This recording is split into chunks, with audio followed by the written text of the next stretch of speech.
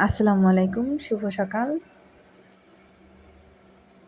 গত রাতে তুলেছিলাম শীতের সিজনে ভ্রাম্যমাণ পিঠা তৈরি হচ্ছে।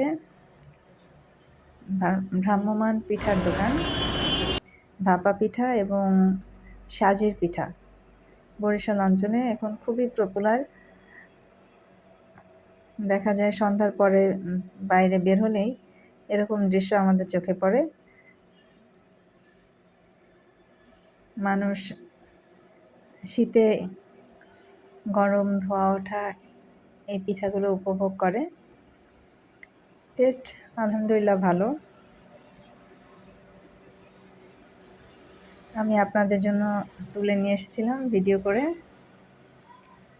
তারপর দেখা হয়ে গেল ইমরান ভাইয়ের সাথে।